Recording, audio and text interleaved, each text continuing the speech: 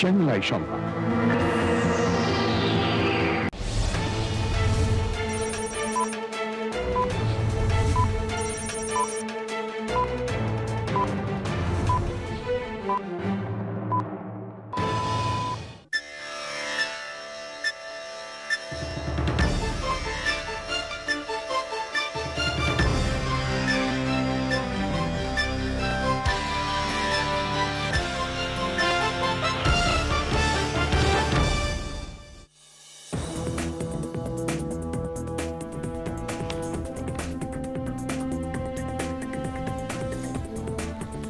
আসসালামু আলাইকুম। চ্যানেল এই সংবাদে আপনাদের সবাইকে আমন্ত্রণ জানাচ্ছি আমি আল আভি জাহান।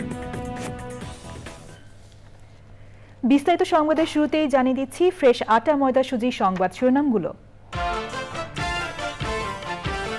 জুলাই অভ্যুত্থানের ঘোষণাপত্র নিয়ে 6 থেকে 11 জানুয়ারি সারা দেশে জনসংযোগ, সরকার পদক্ষেপ না নিলে বৃহত্তর কর্মসূচির হুঁশিয়ারি।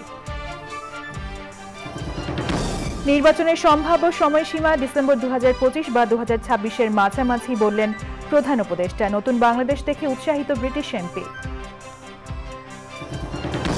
জাতীয় চলচ্চিত্র পুরস্কারে ভূষিত চিত্রনায়িকা অঞ্জনা সুলতানার মৃত্যুতে সাংস্কৃতিক অঙ্গনে শোক, বিএফটিসি ও চ্যানেল আই প্রাঙ্গণে শেষ বিদায়। নীলফামারীতে অসহায় শীতার্ত মানুষের হাতে কম্বল তুলে দিয়েছে ট্রাই ফাউন্ডেশন। তীব্র শীতে অসহায় মানুষের পাশে দাঁড়াতে বিত্তশালীদের প্রতি আহ্বান। এবং ঢাকার প্রথম পর্ব শেষে বিপিএল এ বিরতি, সোমবার স্বাগতিক সিলেট স্ট্রাইকার্স ও রংপুর রাইডার্সের ম্যাচ দিয়ে সিলেটে আবারও শুরু।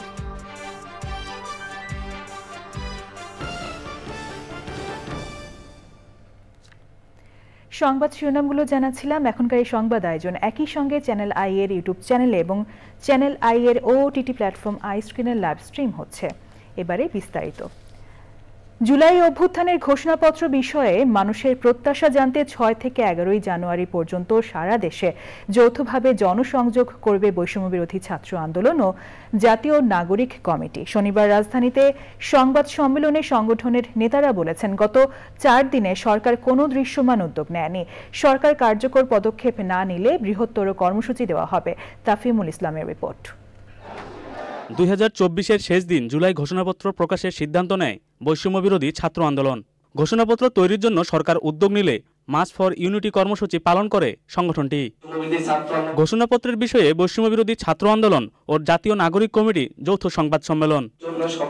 রাজনৈতিক দল ও জনগণের মতামত গ্রহণের বিষয়ে সরকার এখনো পদক্ষেপ নেয়নি উল্লেখ করে বৈষম্যবিরোধী ছাত্র আন্দোলন নতুন কর্মসূচি ঘোষণা করে। আমরা মানুষের কাছে লিফলেট বিতরণ করব, আমরা সমাবেশ করব এবং বিভিন্ন মাত্রার জনসংযোগ করব। কারণ এই প্রোক্লেমেশন অফ রেভলিউশনের আশা আকাঙ্ক্ষা, মানুষের যে আশা আকাঙ্ক্ষা রয়েছে, সেটি কি বিষয়ে তারা কি দেখতে চায় এই প্রোক্লেমেশনে, সেটির প্রতিফলনের জন্য আমরা মানুষের কাছে আমরা আমাদের জায়গা থেকে ছুটে যেতে চাই। জাতীয় নাগরিক কমিটি বলছে, কয়েকদিনের মধ্যে দৃশ্যমান উদ্যোগ না নিলে কঠোর পদক্ষেপ নেওয়া হবে। যদি আগামী কয়েকদিনের মধ্যে কার্যত কোনো দৃশ্য উদ্যোগ না দেখি, আমরা সরকারকে সেখানে আরো জোর দাবি এবং মাঠ থেকে জনগণকে সাথে নিয়ে ঐক্যবদ্ধভাবে কিভাবে প্রোক্লেমেশন বা ঘোষণাপত্র জনগণের সামনে নিয়ে আসতে হয় সেই বিষয়ে কঠোর কোনো কর্মসূচির দিকে যাব। সংগঠন দুটির আশা, 15 জানুয়ারির মধ্যে সরকার জুলাই গণ অভ্যুত্থানের ঘোষণাপত্র প্রকাশ করবে। তাফিমুল ইসলাম, চ্যানেল আই, ঢাকা। প্রধান উপদেষ্টা প্রফেসর ডক্টর মোহাম্মদ ইউনূস বলেছেন, আগামী জাতীয় সংসদ নির্বাচনের সম্ভাব্য সময় দুটো, এ বছরের ডিসেম্বর অথবা 2026-এর মাঝামাঝি। নির্বাচনের তারিখ নির্ভর করবে জনগণ কি পরিমাণ সংস্কার চায় তার উপর। ব্রিটিশ এমপি রূপা হক শনিবার রাষ্ট্রীয় অতিথি ভবন যমুনায় প্রধান উপদেষ্টার সঙ্গে সৌজন্য সাক্ষাতে সংস্কার পদক্ষেপ, নির্বাচনের সম্ভাব্য তারিখ এবং রাজনৈতিক দলগুলোর ভোটে অংশগ্রহণের প্রক্রিয়া নিয়ে জানতে চাইলে তিনি একথা বলেন। প্রধান উপদেষ্টা বলেন, গত 3 সংসদ নির্বাচনে মানুষ ভোট দিতে পারেনি। সেখানে ভুয়া এমপি, ভুয়া সংসদ ও ভুয়া স্পিকার ছিল। আগামী সংসদ নির্বাচন অবাধ ও সুষ্ঠু হবে বলেও আশা প্রকাশ করেন প্রধান উপদেষ্টা। ব্রিটিশ এমপি রূপা হক বলেন, নতুন বাংলাদেশ দেখে তিনি উৎসাহিত। আগামী নির্বাচন পর্যবেক্ষণের জন্য বাংলাদেশে আসার আগ্রহ প্রকাশ করেছেন তিনি। আজ বাংলাদেশ ও ভারতের মধ্যে বন্দি বিনিময়ে ভারত থেকে বাংলাদেশে ফিরবেন ৯০ জন মৎস্যজীবী, আর বাংলাদেশ থেকে ভারতে ফিরবেন ৯৫ জন মৎস্যজীবী। ভারতের আনন্দবাজার অনলাইনে বলা হয়েছে, ইতোমধ্যে শনিবার সকালে ১২ জন বাংলাদেশি মৎস্যজীবীকে হলদিয়া নিয়ে যাওয়া হয়েছে, আর পারাদ্বীপ থেকে নিয়ে যাওয়া হয়েছে ৭৮ জনকে। শনিবার জাতীয় চলচ্চিত্র পুরস্কার প্রাপ্ত চিত্রনায়িকা ও নৃত্যশিল্পী অঞ্জনা সুলতানার দুদফা জানাজার নামাজ হয়েছে বিএফডিসি ও চ্যানেল আই প্রাঙ্গণে। শ্রদ্ধা নিবেদন করেন সাংস্কৃতিক অঙ্গনের মানুষ, তার সহকর্মী ও ভক্তরা। তারা জানান, অঞ্জনা তার কাজের মাধ্যমে ভক্তদের হৃদয়ে বেঁচে থাকবেন। রিয়াজ ইসলামের রিপোর্ট। অঞ্জনা সুলতানা চলচ্চিত্রে অঞ্জনা নামে পরিচিত। ১৯৬৫ সালের ২৭ জুন ঢাকার এক সংস্কৃতি মনা পরিবারে জন্ম নেন। ১৯৭৬ সালে সেতু চলচ্চিত্রের মাধ্যমে রূপালী জগতে যাত্রা শুরু করেন তিনি। ৩০০-র বেশি চলচ্চিত্রে অভিনয় করেছেন গুণী এই অভিনেত্রী। পরিণীতা ও গাংচিল চলচ্চিত্রে অভিনয়ের জন্য দুবার পেয়েছেন জাতীয় চলচ্চিত্র পুরস্কার। তোর ওয়াইফ মানে ভাবি দেখতে কিন্তু সত্যি সুন্দরী। ২ সপ্তাহের বেশি সময় ধরে অসুস্থ থাকার পর শুক্রবার রাতে মৃত্যুবরণ করেন চলচ্চিত্রের সোনালী সময়ের এই অভিনেত্রী। সকালে শেষবারের মতো গুণী শিল্পীর মরদেহ নেওয়া হয় তার কর্মস্থল বিএফডিসিতে। সেখানে প্রথম জানাজার নামাজ হয়। তার প্রতি শ্রদ্ধা নিবেদন করেন স্বজন ও দীর্ঘদিনের সহকর্মীরা। তার ব্যবহারটা খুব সুন্দর ছিল, যেটা নাকি মানুষের মনে গেঁথে আছে, এবং এই জন্যই কিন্তু যারা তার সাথে কানেক্টও না, তারাও কিন্তু এর জন্য চোখের জল ফেলবে। আম্মু সবসময় চাইতো যে আমার শিল্পীরা ভালো থাকুক, আমার অসহায় শিল্পীরা ভালো থাকুক, এই অপ্রাপ্তিটা আম্মুর ছিল। ওনার সাথে যদি একজন নতুন মানুষও 10 মিনিট কথা বলে, মনে হবে না যে আজকে প্রথম কথা হলো। তার রূহ মাগফিরাত কামনা করি, তার পরিবারের জন্য দোয়া করি। দুপুরে দ্বিতীয় দফা জানাজার নামাজ হয় চ্যানেল আই প্রাঙ্গণে। এতে সাংস্কৃতিক অঙ্গনের বিশেষ জনেরা, ভক্ত ও চ্যানেল আইয়ের কর্মকর্তা কর্মচারীরা অংশ নেন। আসসালামু আলাইকুম ওয়া রাহমাতুল্লাহ। অভিনেত্রী অঞ্জনার জন্য চ্যানেল আই কার্যালয়ে খোলা হয়েছে শোক বই। অঞ্জনা সুলতানার প্রতি শ্রদ্ধা জানান চ্যানেল আই পরিবার ও সাংস্কৃতিক অঙ্গনের বিশিষ্ট জনেরা। গুণী শিল্পীকে নিয়ে স্মৃতিচারণ করেন তারা। অঞ্জনা যেভাবে চলে যাবে, এত তাড়াতাড়ি আমাদের ছেড়ে চলে যাবে, আমি একটু বুঝতে পারিনি। কখনো ওকে কোনো দিন অসুস্থ দেখিনি, শরীর খারাপ দেখিনি, কোনো ওষুধ খেতে দেখিনি, কিছুই দেখিনি। হঠাৎ করে কি যে হলো কিছুই বুঝতে পারছি না। অনেক গুণে গুণান্বিত একজন মানুষ যে আমাদের মাঝ থেকে চলে গেছে। একজন ভালো মানুষ, একজন স্বজন মানুষ, এবং কখনোই কোনো ঝগড়া ফেসাদের মধ্যে থাকতো না। আল্লাহর কাছে দোয়া করি যেন আল্লাহ তাকে উপরে ভালো রাখেন এবং তার আত্মার মাগফিরাত কামনা করছি। অঞ্জনা বাংলাদেশের চলচ্চিত্রে একটি নতুন ধারা সৃষ্টি করেন। সে ধারা হচ্ছে নৃত্য এবং অভিনয়ের সংমিশ্রণে একটি চমৎকার ধারা। তার মৃত্যুতে আমরা চ্যানেল আইয়ের পরিবারের পক্ষ থেকে আমরা শোকাভিভূত। সবসময় দেখেছি আমাদের চলচ্চিত্রে যখনই কোনো ক্রাইসিসে আমরা পড়েছি, যখন আমরা কোনো আন্দোলন সংগ্রামের ডাক দিয়েছি, উনি ছুটে এসেছেন। আমি কোনোদিন কারো সম্পর্কে ওর মুখ থেকে একটি খারাপ কথা ভালো ছাড়া শুনিনি। এরকম মানুষদের থাকা উচিত ছিল এই দেশে। চলচ্চিত্রের সোনালী সময়ের এই অভিনেত্রীকে বিকেলে বনানী কবরস্থানে সমাহিত করা হয়। রিয়াজ ইসলাম, চ্যানেল আই, ঢাকা। নীলফামারীতে বিকেল থেকে সকাল পর্যন্ত থাকছে কুয়াশাচ্ছন্ন। হিম শীতল বাতাসে বিপর্যস্ত জনজীবন। শীতবস্ত্রের অভাবে এই অঞ্চলের স্বল্প আয়ের মানুষ পড়েছেন দুর্ভোগে। নতুন বছরের উপহার হিসেবে অসহায় শীতার্ত এসব মানুষের হাতে কম্বল তুলে দিয়েছে স্বেচ্ছাসেবী সংগঠন ট্রাই ফাউন্ডেশন। নীলফামারী থেকে আনোয়ারুল আলমের তথ্য, ভিডিওচিত্রে আল মুকসিদের রিপোর্ট। 2 দশক ধরেই ট্রাই ফাউন্ডেশন সমাজের অসহায় ও ছিন্নমূল মানুষের জন্য নিরলসভাবে কাজ করে যাচ্ছে।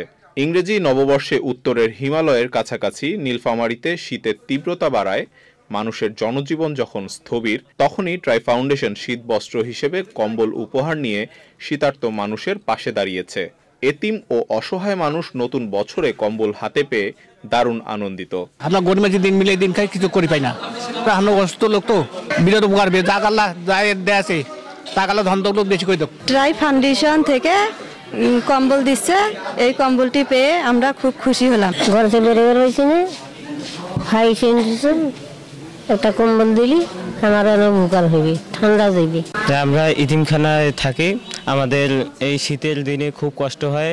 আমাদেরকে ট্রাই ফাউন্ডেশন থেকে কম্বল বিতরণ করেছে, এজন্য আমরা অনেক খুশি। আমরা ট্রাই ফাউন্ডেশনের জন্য দোয়া এবং শুভকামনা রাখি, আল্লাহ তাআলা যেন উত্তম প্রতিদান তাদেরকে দান করে। প্রতি বছর এসব অসহায় ও শীতার্ত মানুষগুলোর পাশে দাঁড়ানোর জন্য ট্রাই ফাউন্ডেশনকে অভিনন্দন জানিয়েছে স্থানীয় বিশিষ্ট ব্যক্তিরা।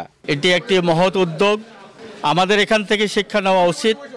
সমাজের মধ্যে যারা বিত্তবান আছি, গরিব মানুষের পাশে আসব, তাহলে আমাদের এই অভাবী মানুষগুলো তারা উপকৃত হবে। শীতের সময় যে বিভিন্ন রকম শীতের রোগবালাই বেড়ে যায় এবং মানুষের যে কষ্ট হয় শীতের শীতজনিত কারণে, এই সময় শীতের বস্ত্র দরকার। চ্যানেল আই ট্রাই ফাউন্ডেশন যে এই ধরনের মহৎ উদ্যোগ নিয়েছে, এটা অবশ্যই ধন্যবাদ। এবং আমি বলবো সমাজের অন্যান্য বিত্তবান লোক এগিয়ে আসুক এবং এর পাশাপাশি সবাইকে শীতবস্ত্র বিতরণ করুক।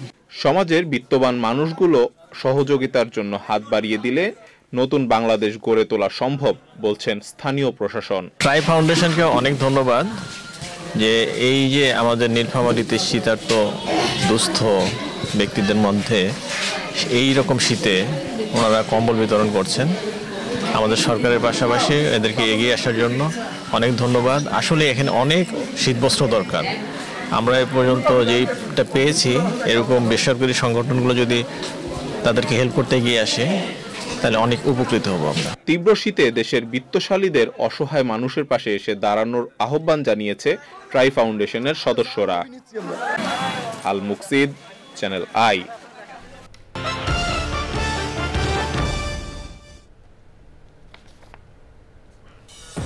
বিরতির পর আবারও আমন্ত্রণ জানাচ্ছি। ইসরায়েলের একাধিক হামলায় গাজায় একদিনে একই পরিবারের 11 জন সহ কমপক্ষে 26 ফিলিস্তিনি নিহত হয়েছেন। শনিবারের এসব হামলায় নিহতদের মধ্যে 7টি শিশু। গাজার বেসামরিক প্রতিরক্ষা সংস্থা জানিয়েছে, গাজার সুজাইয়া এলাকায় ইসরায়েলি বিমান হামলায় একটি বাড়ি পুরোপুরি ধ্বংস হয়ে গেছে। ধ্বংসস্তূপের নিচে এখনও অনেকে আটকা রয়েছেন। এই বাড়ির 7 শিশু সহ 11 বাসিন্দা নিহত হয়েছেন। এদিকে দক্ষিণ গাজার খান ইউনিসে যাওয়ার পথে ইসরায়েলের হামলায় মানবিক সহায়তা বহরের সঙ্গে থাকা 5 নিরাপত্তা কর্মকর্তা নিহত হয়েছেন। এছাড়াও গাজার বিভিন্ন এলাকায় আরও 10 জন নিহত হয়েছেন। গাজার স্বাস্থ্য মন্ত্রণালয় জানিয়েছে, গত 48 ঘন্টায় গাজায় 136 জন নিহত হয়েছেন। এ নিয়ে 2023 সালের অক্টোবর থেকে ইসরায়েলের হামলায় গাজায় কমপক্ষে 45,717 জন নিহত হয়েছেন, যার মধ্যে বেশিরভাগই নারী ও শিশু। এবার রয়েছে কৃষি সংবাদ।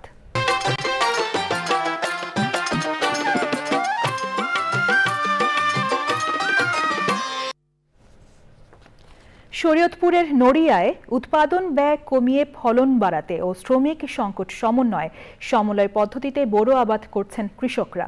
নড়িয়া উপজেলার তেলিপাড়ায় প্রণোদনা কর্মসূচির আওতায় সমন্বয় পদ্ধতিতে 50 একর জমিতে উপসি জাতের ব্রি ধান 92 আবাদ শুরু হয়েছে।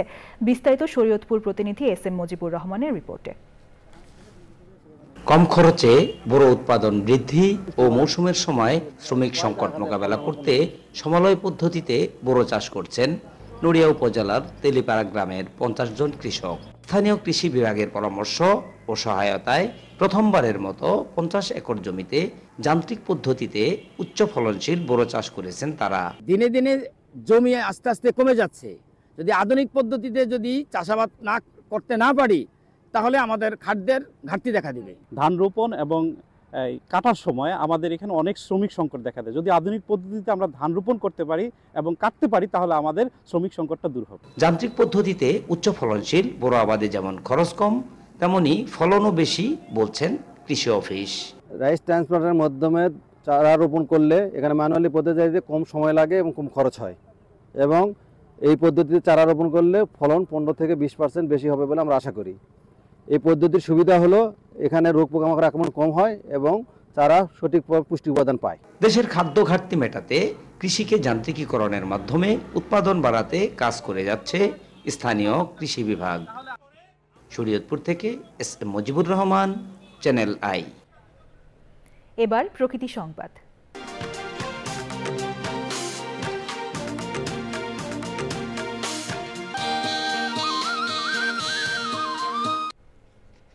চট্টগ্রামের সাগর তীরে বসেছে ফুলের মেলা। বাহারি ফুলের সুবাসে মুখর ফৌজদার হাটের ডিসি পার্ক। চোখ জুড়ানো বর্ণিল ফুলের সৌন্দর্য উপভোগ করতে পার্কে ভিড় করছেন প্রকৃতিপ্রেমীরা। পর্যায়ক্রমে সব জেলায় ফুল উৎসব ছড়িয়ে দিতে উদ্যোগ নেওয়ার কথা জানিয়েছেন সংশ্লিষ্টরা। চট্টগ্রাম প্রতিনিধি চৌধুরী ফরিদের তথ্য ও ভিডিওচিত্রে আফরোজা হাসির রিপোর্ট। চট্টগ্রাম জেলা প্রশাসকের গড়ে তোলা ডিসি পার্কে শোভা পাচ্ছে ১৩৬ প্রজাতির দেশি বিদেশি বাহারি ফুল।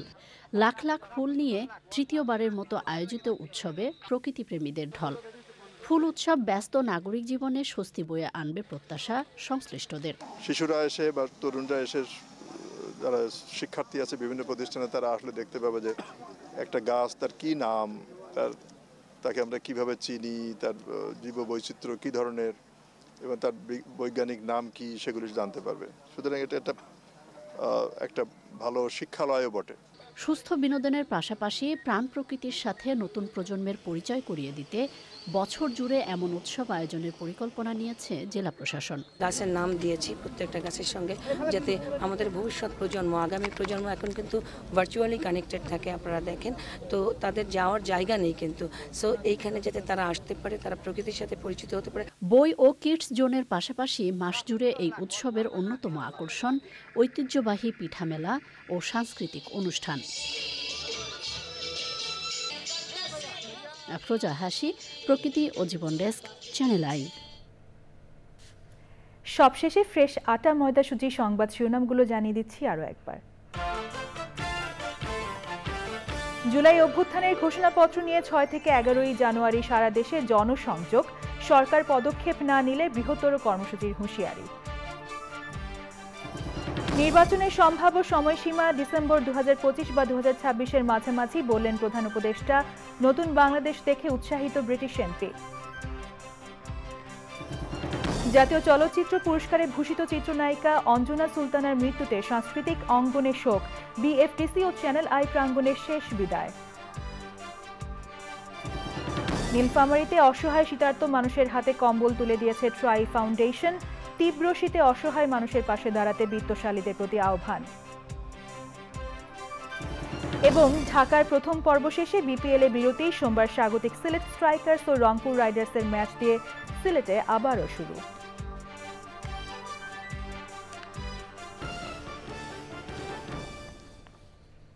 চ্যানেল আই এর সর্বশেষ সংবাদ জানতে ভিজিট করুন channelionline.com-এ। যুক্ত থাকুন আমাদের সোশ্যাল মিডিয়া প্ল্যাটফর্মগুলোর সাথে।